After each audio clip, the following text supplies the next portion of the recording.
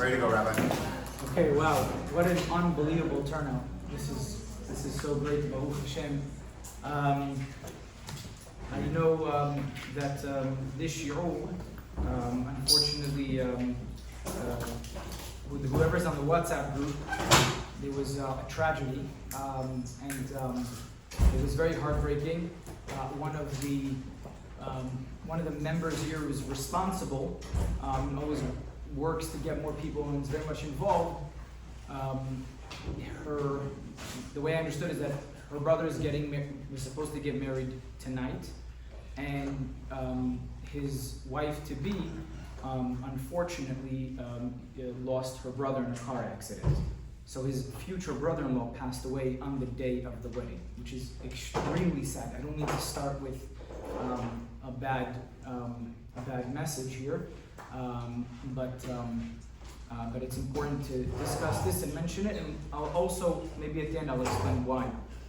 So I think, I think his name is Eden Ben Dharma. Dharma? Eden, can you get the name? Darmani. So this shiur should be L'ilui Nishmat Eden Darmoni Ben Sharon. תהיה נשמתו צורה בצרור החיים, ושהב בשורות טובות. יש שיעור של יושר לרפואת הלל ניאון הבת חן חנה, יוסף יצחק בן ליאור, רפאל מאיר חיים בן שמחסיה, everyone who needs רפואה שהב רפואה. So we are coming off Rosh Chodesh Elul. Baruch Hashem, Rosh Chodesh Elul was Tuesday and Wednesday, and we're just getting into the month of Elul. Tomorrow is officially Slichot. Those who enjoy Slichot, it's that time period of the year. Anyone who typically struggles, by the way, to wake up very early for Slichot, in Hollywood there's a 6:15 p.m. minyan after work. You're very welcome to come. Let me know, I'll give you the address. Everybody's welcome. Now, we're gonna discuss this week's parasha, and Be'ezrat Hashem, we're gonna try to connect it to everything.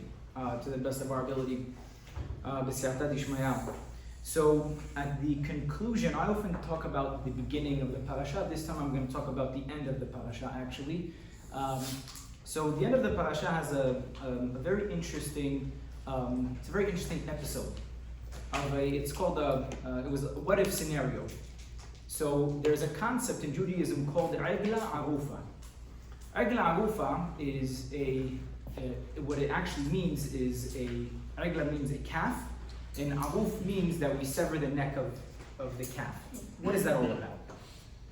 So imagine right now there are two cities, and in between two cities we find a dead body. And now when a situation like that arises, and it's our fellow Jew, and we see a dead body, we're very concerned. So before we point any fingers, we have to see the dead body. Is it closer to city A or is it closer to city B? We need to know that. Whichever city it's closest to, that's the city that needs to take responsibility for that body. So far so good, not so complex. And so when that does happen, it's a whole there's a whole process that now ensues. The elders of the city, the judges, they need to come. Those are respected people. They need to come and they need to swear that they did not kill this body. So the elders of the city, you wonder, you're talking about judges, respected people, rabbis. Why would they need to go and make that statement? We didn't kill the body. Obviously you guys didn't kill the body. So that's something that we're going to try to understand. Secondly is, we also bring the Kohanim.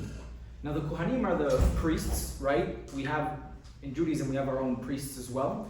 And they serve in the Beit HaMikdash, in the Holy Temple. And they come and they say the following. And they say, Kaper le'amecha Yisrael asher padita. We say Hashem, right? We say, we want Hashem to atone for the Jewish people. So, which is a bit strange. Why the Jewish people? Why not for the city? For that specific location? Why are they including the Jewish people. In fact, L'Amcha Yisrael, and that's as a whole entity as one. So that's not very clear as to why they're not, instead of singling out the city, the people who are responsible, they're saying no, everybody, the whole Jewish people. And the last thing that I'm going to mention, which is I think is very interesting, is historically speaking, I might have mentioned this in the past, this law of Eid al-Arufa, where we need to find out how this person died and the people of the city need to take responsibility.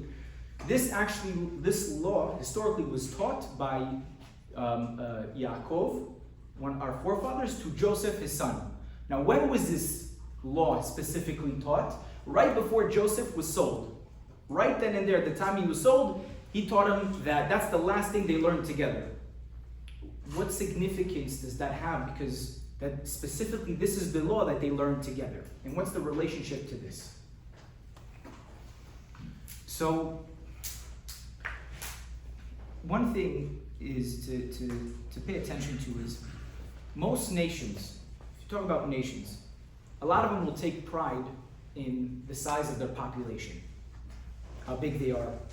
Maybe some will engage in how talented they are. Maybe it's sports, maybe it's entertainment, art, some degree of culture, culinary talents, whatever it is. So any form of capability, that's what they take their pride in oftentimes. But it really comes down to, a lot of times, a nation is going to produce all types of talents, generally speaking, by what? By the size of the nation, the size in itself. So for example, it's no secret that Asians are successful. It's known that Asians are also, Indians are successful. They're very smart people. These are no secrets, but they are in the billions in terms of the amount. So we understand there are those who are successful. And so a lot of times is the population, the size of the population is the very thing that people will often connect to. We have this nation, we're able to accomplish X and Y, Z, so on and so forth. What's interesting is by the Jewish people, we are not any less successful. And I think punch for punch or proportionality-wise, I think we're letting these away. People know this, and we shouldn't be. I'm not saying we should rub in people's faces, but that's something we should be proud of.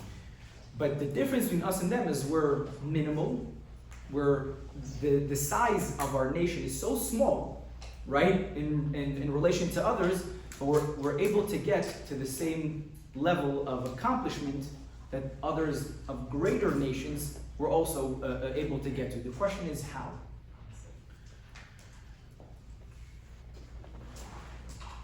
So, a Jew, the way the Torah's expectation of the Jew is as follows.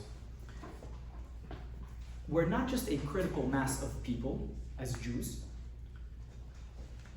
The philosophy of every Jew is I have to care and show concern for every single Jew, for every single life that is born, I need to celebrate or honor, and for every single life that is lost, I need to mourn.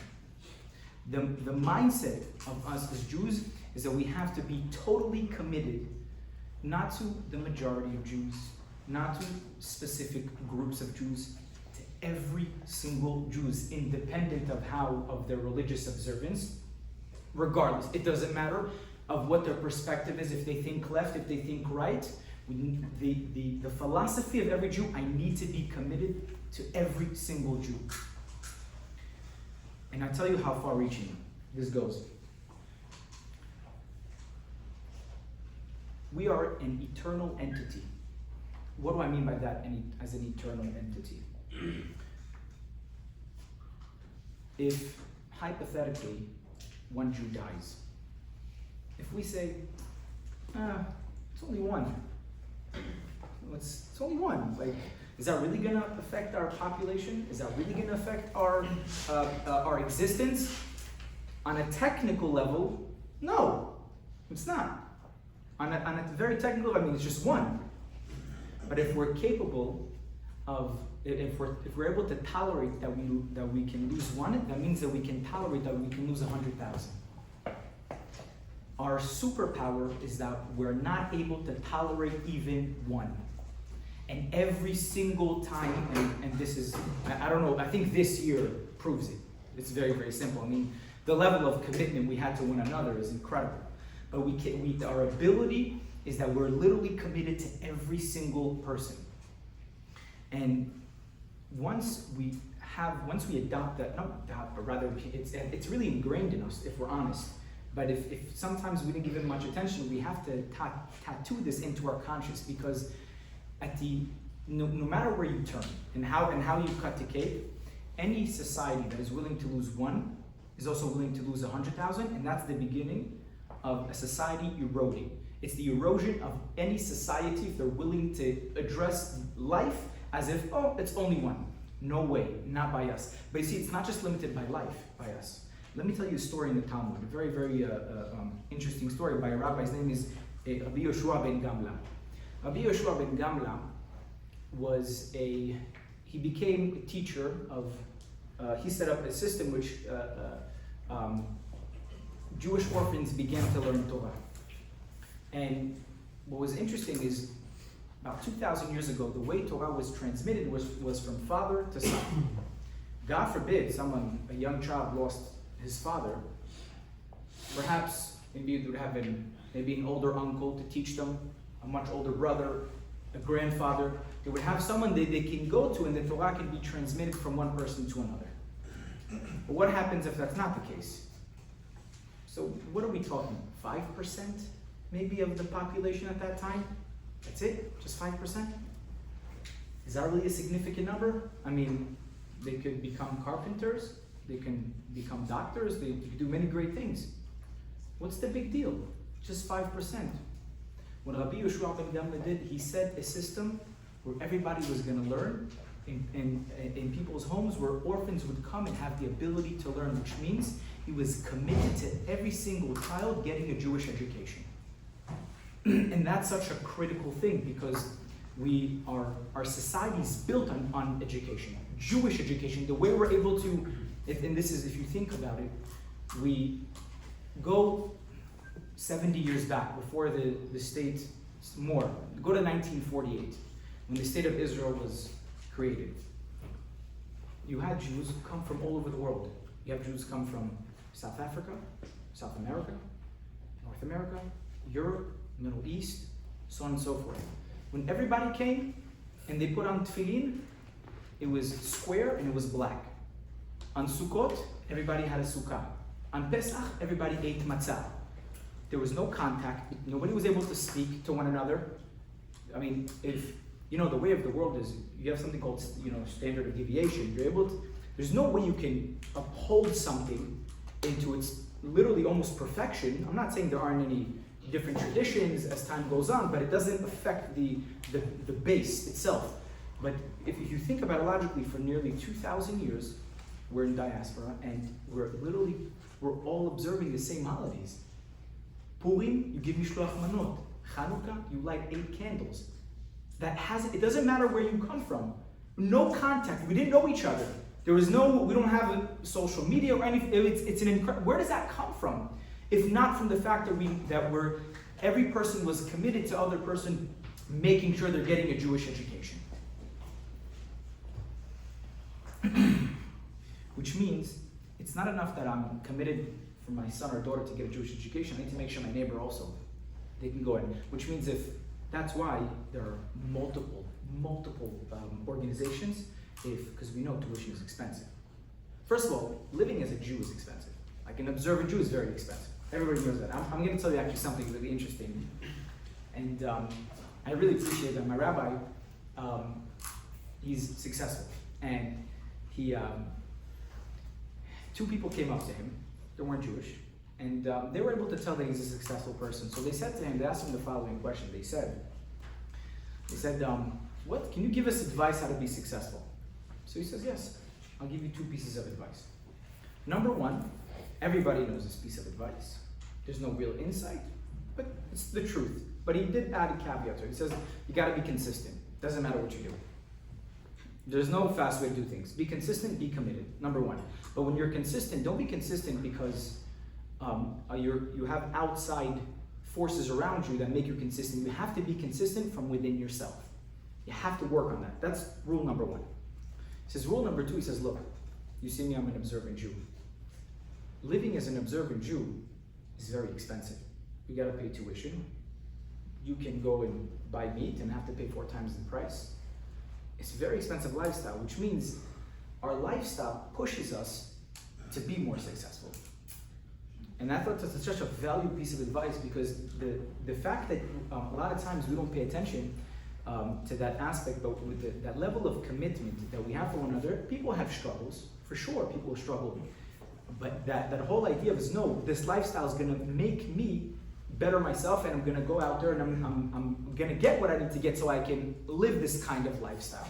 People complain. I'm not saying things are perfect. I'm not saying there's no basis for the complaining. At the same time, you have many organizations that can help with tuition and put people in Jewish educations. All that is on the table, and I'm telling you that I've not seen a single case where money ever stopped someone from getting a Jewish education. Do you know why? Because at the end of the day, right, if someone wants it, and money is never going to be the problem, ever. People are going to make sure people will get it. Now, other people are going to try to scam the system so they have more money, for sure. But we're not talking about these people. And also, if you heard recently, you saw there was a case where it was like an 8-year-old boy that was lost. You guys heard about that? By any chance? About last week? He was lost somewhere in, I don't know if it was Colorado or one of the states, overnight. And I don't remember what state it was, and it was a frum family, Jewish 8-year-old kid, roaming around, got lost. He was hiking, and this was around 6 p.m. time, I think. So by 6 p.m. already the night, it was raining. The night already, came down, and after several hours, they called. You guys know Hatzalah ambulance, right? So there's Hatzalah ambulance, but there's also something, and this is incredible, Hatzalah Air. They have private jets for Hatzalah to go travel all over just to make sure they can help Jews, they can transport, whatever. Is it like they literally have, and more than one jet, by the way. I went on the website, I'm like, I have to see this. Is it just one jet? But someone came in, donated their jets. I mean, it's an unbelievable thing. Private jets. And now, they didn't just come with jets. They also came with drones, literally drones. They had multiple drones, not $500 drones, maybe $10, $15, $20,000 drones, lifting them up. And sometime in the afternoon time, the next day, they found the kid. He had hypothermia, but he was fine. He was fine, Baruch Hashem. But that level, they don't know anybody. There's some Jew across the other side of the world. They literally just got on the plane. Look, we got to do this. There's no way, as a people, as a community, we can become eternal and exist. Because one person can die, but the Gemara says there's no death by a community. In fact, hypothetically, if let's say they made a sin, and they wanted to bring a sin offering, right? They wanted to, they say, hey, this is for my sin. After the person passes away, take this sacrifice, bring it to the temple. We cannot bring a sin offering if someone died. Cannot do that. But the only thing we can do is only by a community. If a community set aside any form of sacrifice, that sacrifice can be given. If God forbid something happens to that community, you can always give that sacrifice. Because a community there's no death in a community ever. That's our philosophy. Which comes out that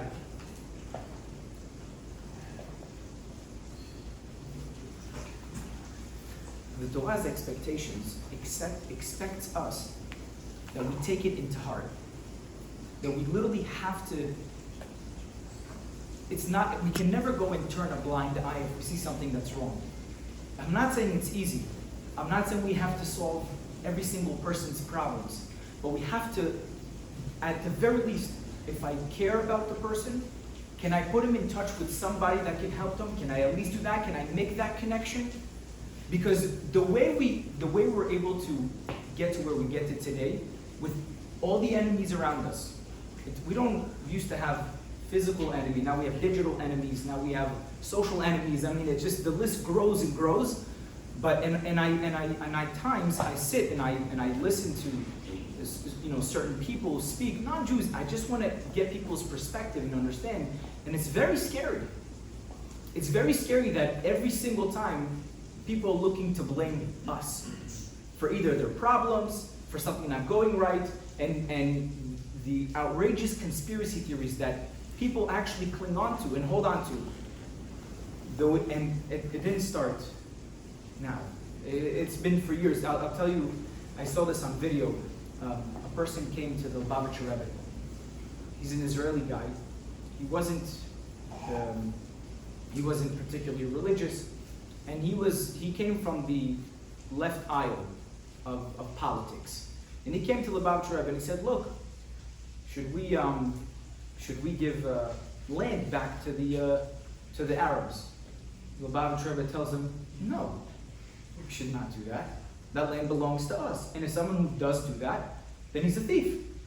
He cannot do that. There's under any circumstances. What if it's for the sake of peace?" So he looks him in the face and he tells him, he starts laughing, he has a smirk. He says, "I'm from Ukraine." I think he said Ukraine or Russia. And he said the following. He said, "You know what's Alila? Alila is a blood libel." He says, if someone had a problem with Jews, they don't need a reason to mess with us or provoke us. As long as they had a problem with us, they'll find a reason. Land is not the reason why someone will make peace or not make peace. It's because they have a problem with us. It doesn't matter, he says. So it doesn't, and they had a ton of pogroms where he came from. And he saw it, he had courtside seats. He experienced pogroms himself, he saw it. So he says it's only a reason. On the outside, it's camouflaged as something that's rational and perhaps it's going to give us peace, it's going to save lives. It's not the case. And it's never ended. And it's not going to end, and it's very sad. And at the end of the day, we all have to be committed to each other. And what's very interesting is I asked in the beginning, what does it have to do with the fact that now if one person dies, you have people from the city coming in, and they do this ritual, which is supposed to give atonement. And what we said, why is all of the Jewish people responsible? The Gemara says, the Gemara learns the following. What that means is, when we say the Jewish people are responsible, they're responsible from when? From the time they leave Egypt. But this was 2,000 years ago. This was 500 years ago. What difference does it make? 2,000, we were just in Egypt. How is someone 2,000 years ago is responsible for something that's going to happen in 2,000 years from now? How does that logic work? What the Gemara is saying is that if we don't take that level of responsibility now or moving forward, we are not worthy or deserving of leaving Egypt. What made us worthy of leaving Egypt is the fact that we took responsibility for one another. In fact, I'll tell you something else. When God heard the prayers of the Jews wanting to leave Egypt, so the pasuk says, "V'gam ani shamati et na'akat Yisrael," which means I also heard. God says, I also heard the pain and the crying of the Jewish people. So if you read the text, when someone says, "Oh, I also heard it," what does that mean?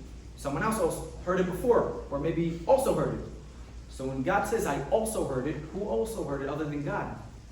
So there's a commentator, his name is the Hatam Sofer, he writes the following. He gives this in a storyline. He says like this: there was a wealthy man who had financial difficulties. His company, I guess, went bankrupt. And he came to him, this was about 200 years ago, he came to him, he says, "Listen, I'm struggling, and I need the rabbi's blessing to help me succeed. I need the rabbi's advice. What should I do?"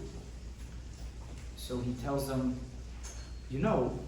"I hear that you have a brother, and I hear your brother is very poor and struggling financially." And he tells him, "Rabbi, with all due respect, I'm telling you I'm struggling right now. You're telling me my brother is financially struggling. Well, what's the connection?" He tells him, "I want to tell you, when the Jewish people, when they cried and God heard them, it says, "V'gam ani," God also heard them. But who also heard? Other than God. When God says, "I also heard them," what that means is, when one Jew was getting hit and screaming, another Jew heard that pain and cry, And when that another Jew heard that pain and cried, they also felt that pain. And they heard each other's crying and pain. God says, you guys are participating in each other's pain and crying. I'm also going to hear that pain and crying. And he tells them, if you take care of your brother and hear his pain, I'm telling you, God will take care of you and your financial difficulties. And that's really what it comes down to. That at the end of the day, if we have the ability to listen to somebody else's pain, and by the way, the rabbis tell us, and this is not a cheat code. And I'm going to explain why it's not a cheat code.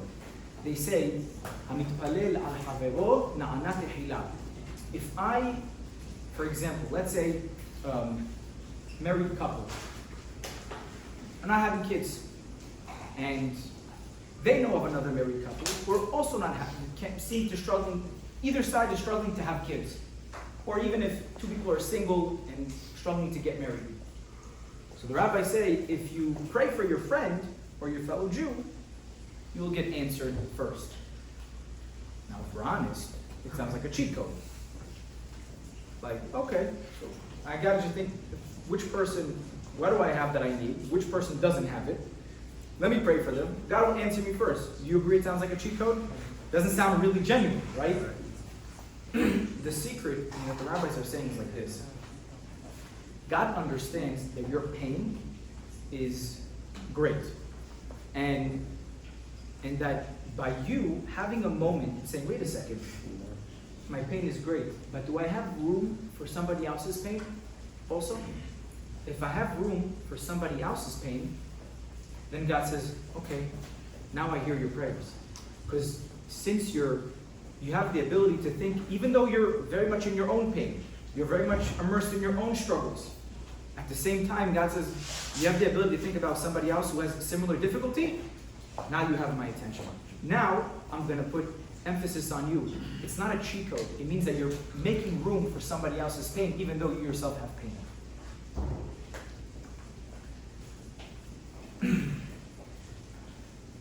Leaving Egypt means that we were committed to every single Jew. And that is what makes us an eternal nation. For the smallest of things, for the biggest of things. You know, in the book of Genesis, there's a story where, maybe I'm sure some of you know this, there are two brothers, Shimon and Levi. You guys may be familiar, they're part of the tribes, there are 12 tribes, Shimon and Levi. Shimon and Levi were very righteous, but also hot-headed. And when they found out their sister Dinah was raped, they were not willing to sit back and take it. So they devised a plan. They said, okay, this animal raped our sister. And mind you, they were very young. They were in their teens. They said, after this, the person that raped her, his name is, I think, Hamor, Shem, whatever, it's not coming to me now. But that's the name of that person. And after he raped her, he comes to Yaakov and he says, I want to marry your daughter. After he raped her, I want to marry your daughter. So the brothers say, look, you know, it's a bit of a problem. You know, as Jews, we have to be circumcised. You guys are not circumcised, and you have to be part of our tradition if you want to come in and be part of the tradition. But you got to get circumcised, and you got to do everything else. So Shimon and Levi made sure that this is exactly what happens. All of the city got circumcised, and on the third day, which is, they say, is the most painful day, they came in with two swords, and they pretty much decimated and killed the whole city by themselves. And Yaakov, here's what happens. He comes to them and he challenges them. He says, have you lost it? Now all the surrounding neighbors are going to want to come and attack us. It's going to lead to our extinction. How could you do something like that? You know what they answer back to him? They say back to their father, we're going to allow this animal to make our sister a prostitute? You think this is going to fly? Although they didn't answer his question, but they felt her pain. They felt her pain. They were so focused on the pain that she had. They were so focused on her honor, they could not see anything else. I'm not talking about right and wrong here. But Maimonides says there was a basis for their behavior. Maimonides says in a city where they allow rape to happen and there's no judges, the city does deserve this. There's a whole, Maimonides gives a number of reasons why it was justified. I'm not discussing right and wrong. What I'm discussing is that they felt their sister's pain and they have to protect her honor. This is not a calling to take law into your own hands, by the way. This is just to deliver a message. What's even more interesting is before I asked you about the Kohanim, if you remember I said, the Kohanim were the ones who have to come and set the atonement. I said in the beginning, and the Pasuk says, V'nigashu Kohanim b'nei Levi. It's very interesting. The Kohen is one person, and Levi is another person, but they both come from the tribe of Levi. And so, V'nigashu Kohanim. The two people that went and fought for their sister's honor are Shimon and Levi. Levi comes from, that's the tribe of Levi. That's where the Kohanim come from. You know what's the role of the Kohanim? The role of the Kohanim is they are the ones where they represent the perspective of the people. They're able to understand the perspective of the people. In fact, the Torah tells us, in Pirkei Avot, it says, you should be like the students of Aaron HaKohen. It didn't say the students of anyone else. Aaron HaKohen. Why? Because it says, Aaron HaKohen ohev shalom, he loves peace. Rodef shalom. Now, a lot of people love peace, but how many pursue peace? So he loves peace, he pursues peace. Ohev et haberiot, he loves the people. That's the trait of Aharon, which comes from Levi. He loves the people, he feels for the people. And lastly, umekarevan la Torah, and he brings them close to Torah. That's the trait. That's who Aharon is. That was the power of Aharon himself. If people were fighting, he made sure people had. If a husband and wife had a problem, had some sort of a problem, he went in there and he went in there and it was goal to fix it. Two neighbors had a problem, he went in there and he made sure there would be peace. That was Aharon's goal. In fact, when Aharon died, it didn't say this by Moshe, it said this only by Aharon. V'chol bet Israel, it means when Aharon died, it's the households, all the households of the Jewish people cried, which means it was a family mourning. It wasn't an individual mourning, it was a family mourning because they understood the value of Aaron HaKohen. That's how great Aaron HaKohen was. Shimon, on the other hand, does not come from that tribe. So what is he doing here? Remember when I told you about Rabbi Yoshua ben Gamla, how he went and he took responsibility to teach the orphans? The rabbis tell us, what was the role of the tribe of Shimon? Rashi writes, is to teach the young children. Which means he's responsible for what? For the Jewish education, for the Jewish continuity, right, of the nation. Which means he's very much focused on the not just the proliferation, but also very much on the education. Because he's the one who would actually sit there and take his time. Because you need to have very unique character and a lot of patience to go and sit and teach little kids. It can be very, very challenging.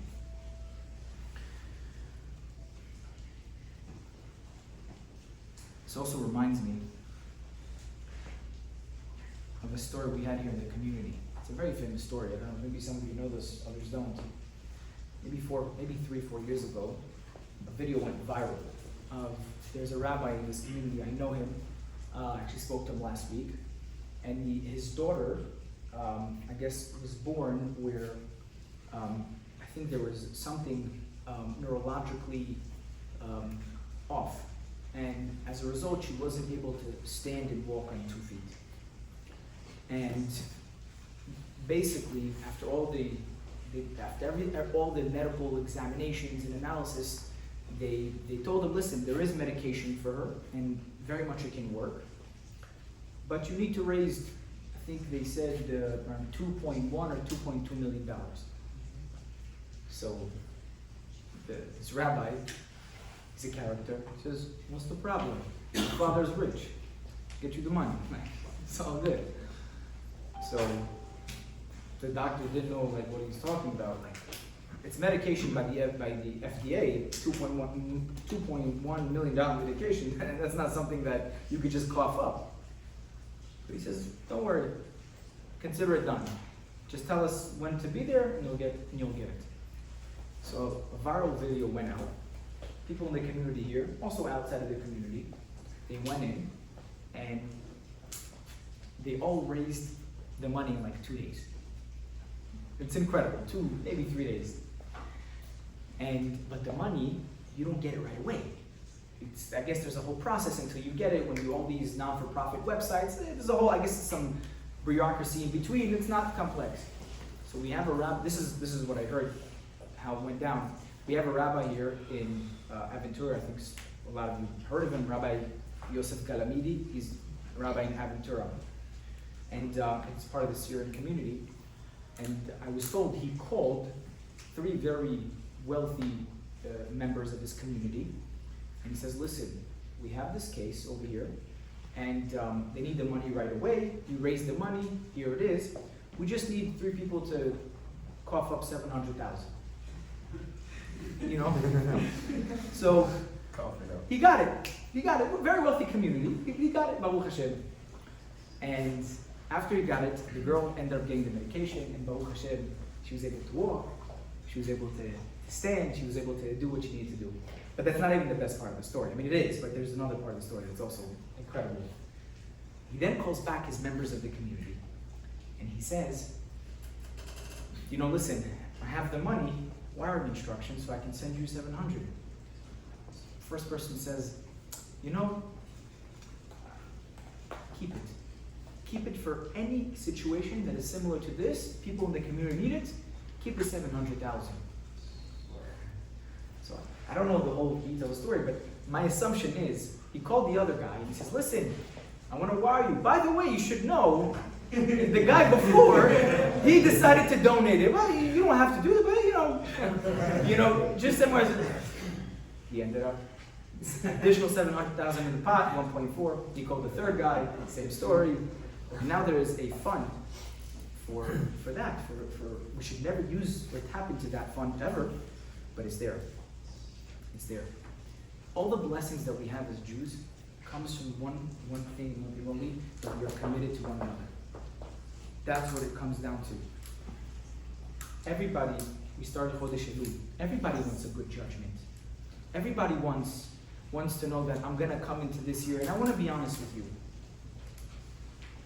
I feel like everybody feels the same way. I hope it's not an arrogant statement, but I think everybody is exhausted. Everybody exhausted from all the tragedies that we hear. Everybody has a really hard time. A death here, what's going on in Eretz Yisrael, soldiers dying, hostages dying, all the psychological warfare that they put forth. We're all, I feel there is a part of us are perhaps thinking, when will this year be over so we can begin already a new year, a new beginning. Like we say in the beginning of Rosh Hashanah, Tichle Shana ve'kilidoteha, that all the year that we had and all its curses shall evaporate. And then at the end we say ve'tahul shana ve'birchoteha, and the new year should begin and all its blessings. But it's hard. It's very, very hard. It's very hard being on the news.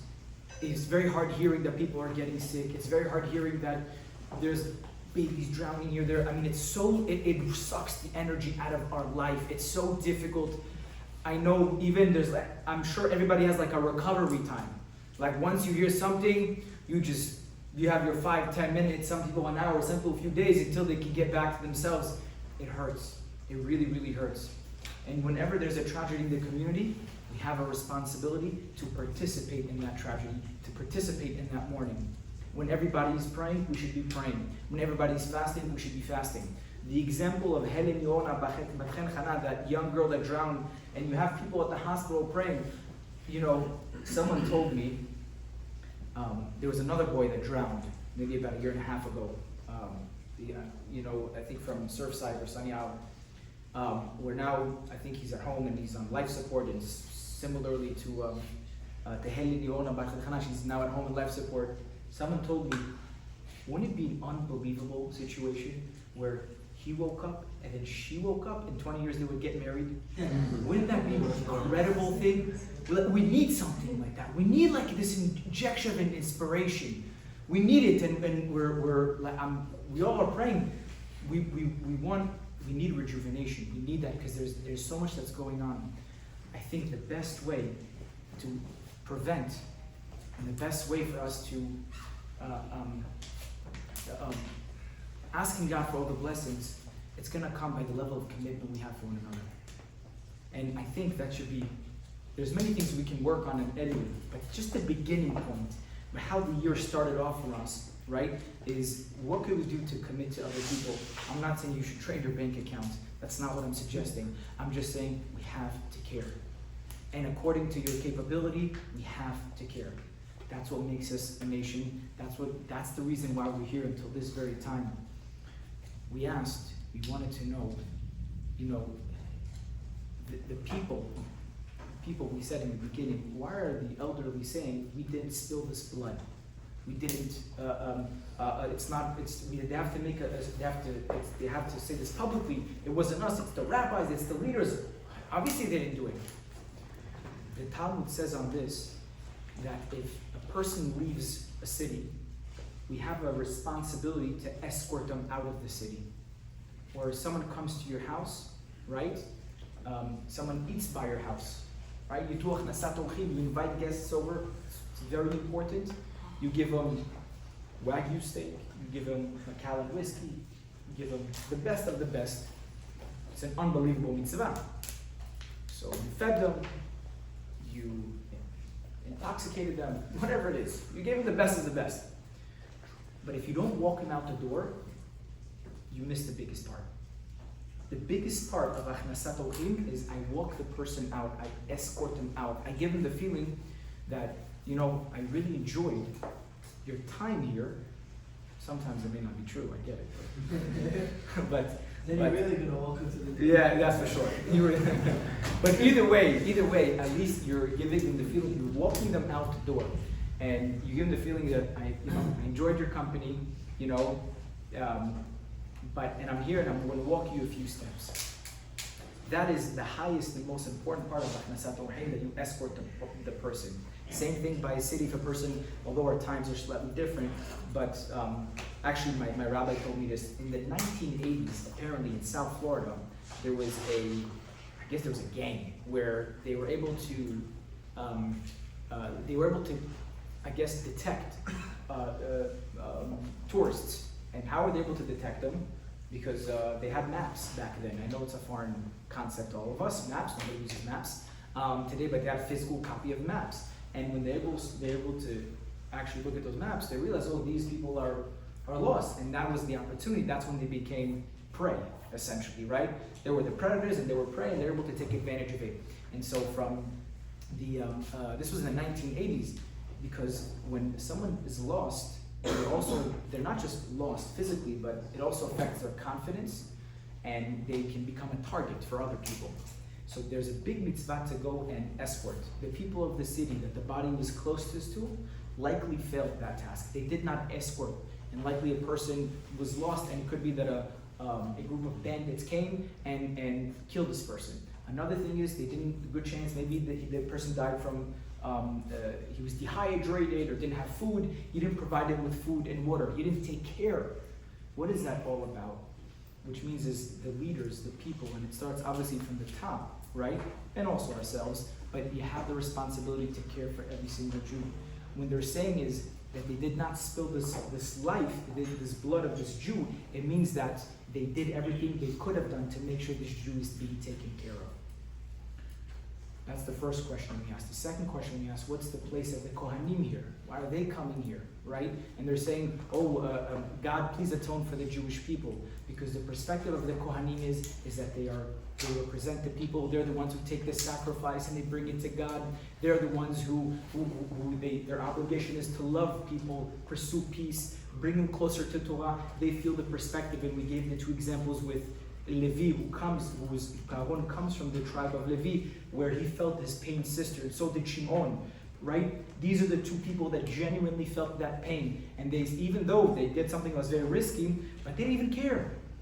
We're not, our sister is not a harlot. It's not, no way we're going to allow that to fly, because they genuinely committed to her, and they committed to the family. And lastly, Joseph and his brothers. You know, what's the story between Joseph and his brothers? There was tension between them. His brothers couldn't stand Joseph, and they weren't politically correct about it. They said it directly, right? The Torah says, they weren't able to talk to him directly. They couldn't look in his face. And Yaakov understood that. What message was he giving Yosef when he taught that? That, can you think about it? Oh, one tribe, they wanted to kill their own brother. Yehuda was the leader at the time, says, no, let's sell him. We're not going to kill him. There were tensions between them. But ultimately, even though there were tension, and that Yehuda understood there's no way we can take the life of our own brother, a tribe. It's only one tribe, big deal, we have 11, that's enough. No, you cannot do that, even though there was so much tension between them.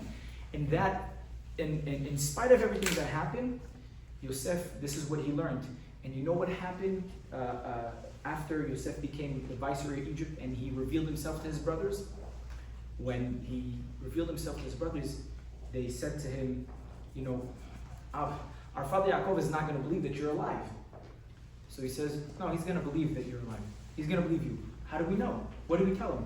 Tell him the last thing that we learned is the din of Igla Gufa, of the dead body between two cities. That's the last thing we learned. Tell him that's the last thing that we learned. And you know what?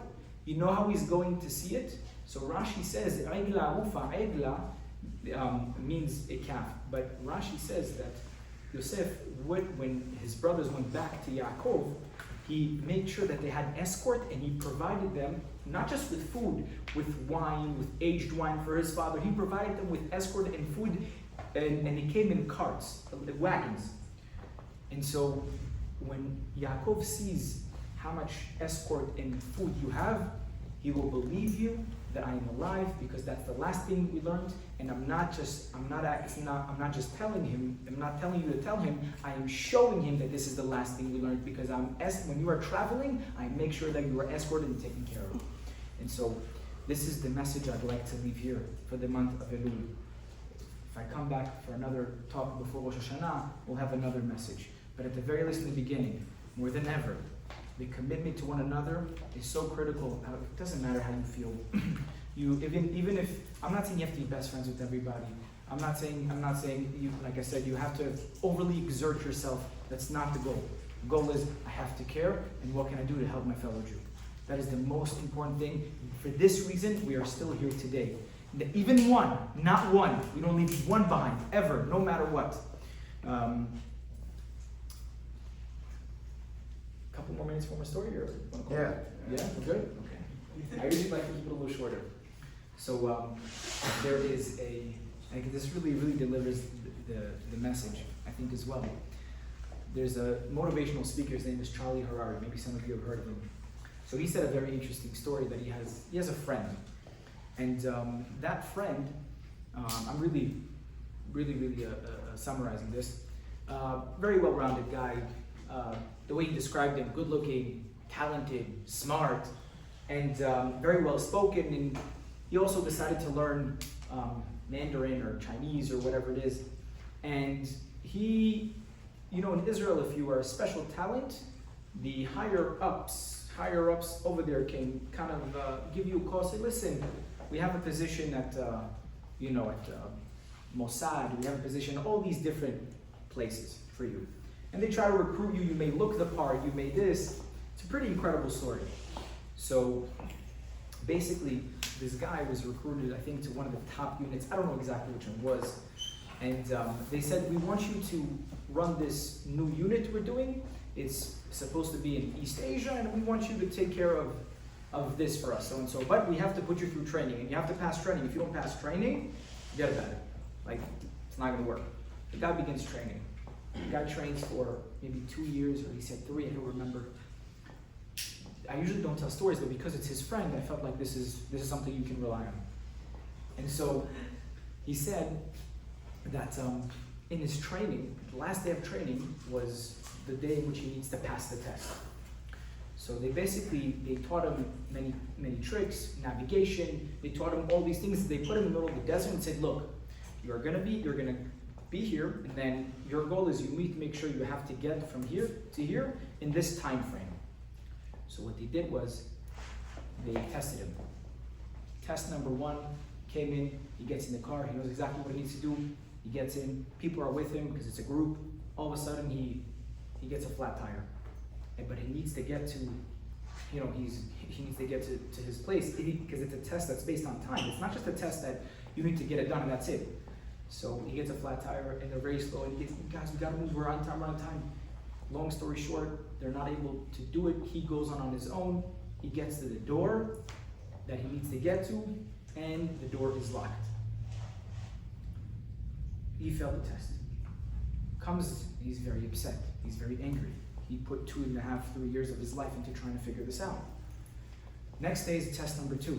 He said, look, same exact thing. All you have to do is get these people. You don't have any maps. We taught you navigation. You gotta go from point A to point B. You're on the same time limit. He goes in the car. As he's driving, all of a sudden someone is injured. He has to pull over, and he got closer this time. And he says, okay guys, let's go. We gotta get going. And what he does is he leaves a few people behind. Unfortunately, he gets to the door, just misses it by a minute, the door is locked.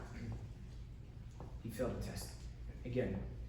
Next day they tell him, Israelis, and now really say, in America, 3 strikes and you're out. So he tells them, if you fail the test number 3, you don't make it, you're out. So he was thinking.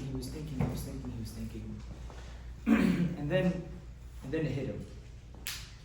Test 3 comes in, he gets in the car, same exact test again and again. And again, they get held back again. Then he realizes what the whole test was about. Every single time he went on without the people, he left people behind. Then he realized the test is actually, it's not the test of time, right? It's the test of what's my responsibility, what's my obligation. My obligation is to my people, is to my team. He got his people, he came in led with all group, he came to the door, and the door all of a sudden was open. And he ended up passing the test. The deal here is nobody ever is left behind. I'm not saying you have to sacrifice yourself. That's not what I'm saying, right? There's rules for that as well. Not sacrificing yourself literally, and nobody is left behind. That is probably some of the most important messages. That's the reason why we're here today. That's the reason why we will still be here today. No matter which enemy is gonna come and challenge us, Hashem is on our side. As long as we're on each other's side, He'll be on our side. And we will prevail, Be'ezrat Hashem.